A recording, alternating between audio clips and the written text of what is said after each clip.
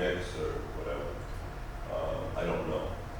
It may cause you more problems because there's sludge in here too.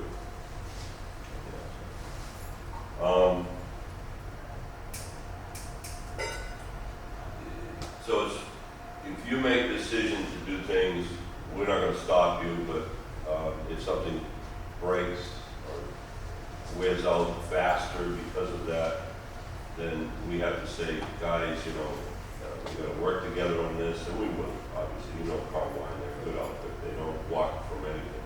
And if it's So a these oilers manufacturing- right now only last an hour. The oiler, Yeah. right now at full speed. Yeah, full speed is. You won't be running these continuous, No, they'll be on cycles. but I mean, that's Yep. more or less an operation where it is, instead of like say upstairs where they're gonna punch in the times for these pumps to run. Right. That's The gonna The stop. computer doesn't. This is well, what I'm we saying, know this is that- gonna stop them from going No, downstairs. it is and not. checking pumps. Computers do not take away the operator. I've been saying this, the disinfection starter, for everything. Everyone has to go off the site, they have to do their checks. You know, the oilers have to be filled. There's things for them to do, samples be taken, I'm sure they need to be down there, and this is something, I'm sure that Steve can also talk about if he needed to, we can increase maybe that oiler size, they make a bigger size, or maybe they get a little Size of an time. automatic. They got They're automatic. the automatic, they call off the strokes. But I will double check and report back through Walsh based on our meeting, what size oilers maximum we get in there. Have you guys seen the automatic oilers that run off the stroke of the pump itself, the crankshaft turns, it gets a We little. used to have the other kind of like the needle valve. No, these are nice. I mean, it's basically a little gear pump, and the stroke of the pump turns a little arm, and it turns a gear pump and pumps it onto your sensors. No. They work really well. Yeah. You have to keep clean oil. Correct. I mean, we can reduce somewhat the draw Yeah. out of it That- by the needle valve, but I was playing around with it too because the key is the check valve. The check valve swings open with the motion, and they're saying around 30 strokes per minute is the rate that will give you a constant. If you go below 20, 30 strokes per minute, then he's going to start, you got to leave it open more to catch the drop. If you're at 30 to 60, you can nail it down more and reduce the outflow. But if you go below, the check's not going to open as effectively. So you got to have it more open on the needle valve. So it's kind of, you're going to need more oil unless you're going to run it at lower speed. The thing's going to be wide open. And you won't use 1 in an hour, you might do it in 3 hours, 4 hours. But again, that's 3 hours operation, because each time you shut the pump off, the check valve shuts, so there's no oil discharge.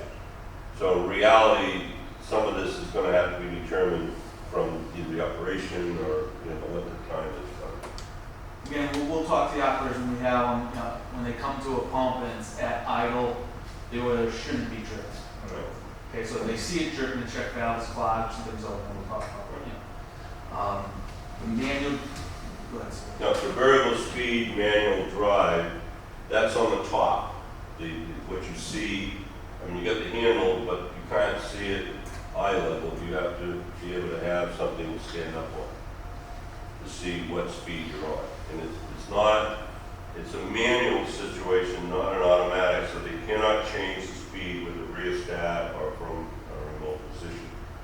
And 3, there's no discharge pressure sensors on the system to shut it down. If somebody shut the valve, That you know. that I know. Right. I think in line down on the pipeline going out, there's a pressure sensor.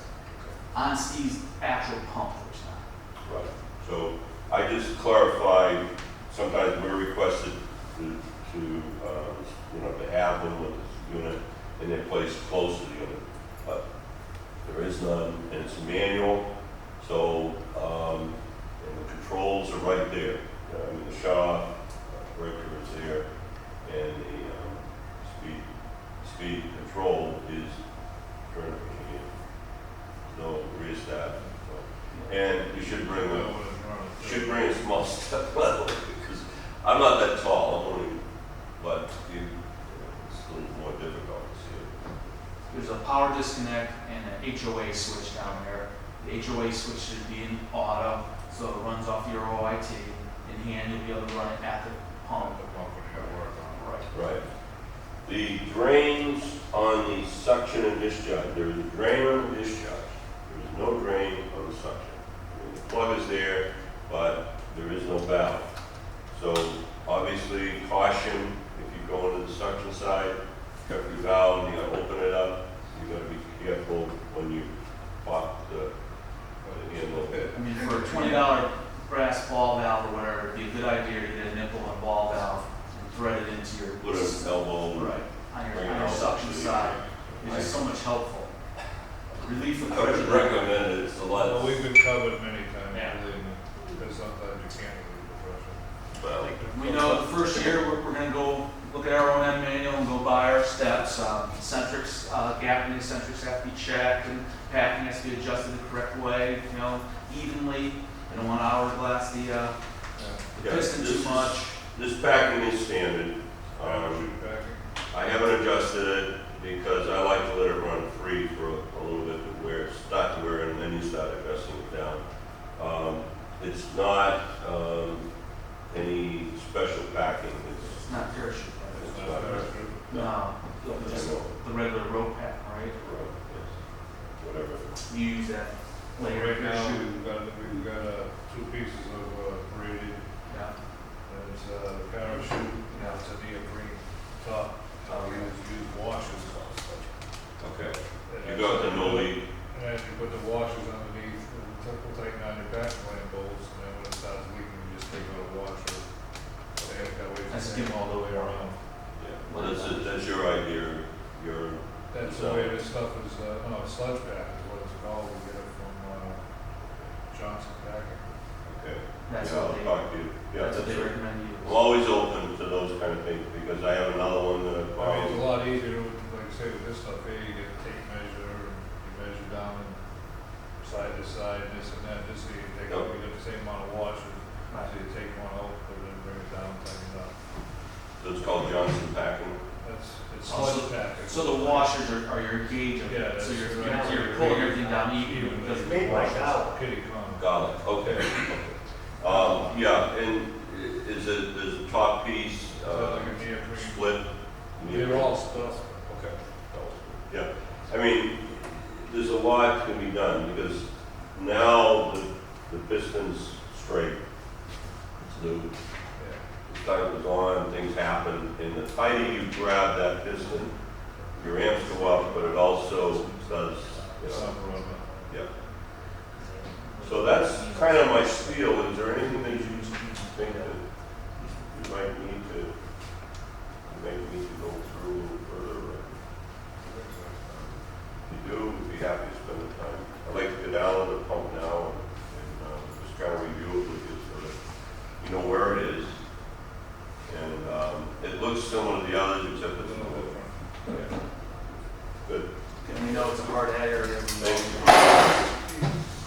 Yeah. The oiling piston, I feel is adjusting it backing to One plant I was at, we're using a 4-game oiler on a complex system. We're putting 2 of the oilers up to the eccentrics, and we were converting 2 of the oilers right to the packing. We got a lot more life out of our packing and out of our pistons when we started hourglassing. So it's a very nice thing. I know oil costs money, but for the time of you guys ripping this thing apart and all that, you look at that. backing is standard right now. Your eccentric, we just briefly talked about the jib bit. That is the jib bit. So it's an active. That ship it breaks, so you can grab down there, like we're pulling out, and that would be a head on. Right. Isolate out the pump, leave down your pressure, lock out your pump. Yeah. And Open up the valve, pressure on your center. And obviously shift, it's gone. This is going up and down. But the shaft is dirty. Now we get to the oiler. The point is empty. There is a spot on the top of the can for the oiler. It's at that height. There's a nut in the middle. The nut holds the top and bottom together. So that's the check valve. And that's your sight valve. And that's your needle valve. You hold it, and that falls up. You've got to do it, you're going to screw it in, it'll fall into the needle, and then you can oil it and put it back. For the gear change, the speed change. This is station, this is set ratio. This is a set speed. And this is changing the ratio. It's a bunch of, I don't know if you've been inside one of these yet. I know you have a couple down there. You have all. They're a bunch of knobs. The nuts here that you go as far as gearboxes, they're ball bearings. Like what? I have a model, I can find it, I can bring it up, I can show you the cut point of a cyclone here. It's eccentrics running in a bearing. There's no, like your rear end of your car, it's not like that. Like you have an out of gear, in gears and out of gears, you don't have that. So it does run longer life than the moon, and it's a nice device.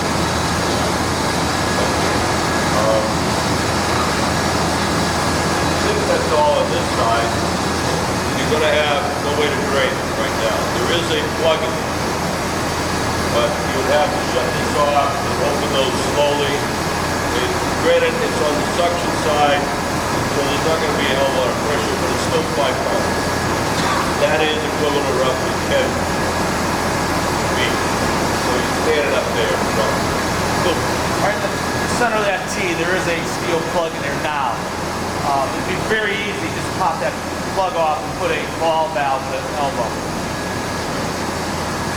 however, we were talking about earlier, attached to the shaft, it's bolted on the back face here.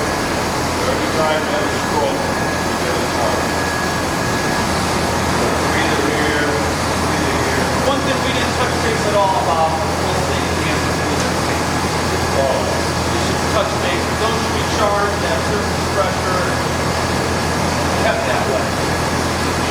Pulse dampers taking out your pistons back and forth, giving you a smoother flow at the output. now we have gauges around the time frames on those gauges. So the gauge is staying pretty well. Something's there up there anyways, right where it's run. We put, as you know, gauges on the line, they don't last for you. There are other types of gauges out there now with the called capacity units.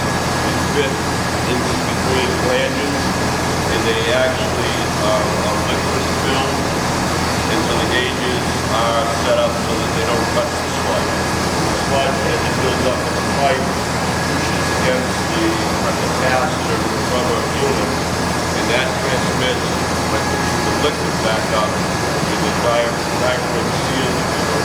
That comes up and keeps the pressure. They're nice, and if you have applications where you really want to know what the pressure is, that's what I recommend. There's 2 or 3 manufacturers we get involved with a little bit, but I'm just saying there are manufacturers that use them. Very effective. And they last longer. The only thing you're going to have plants where you can slip it in. And they don't take a lot of room, but they do take a piece. This pipe is all,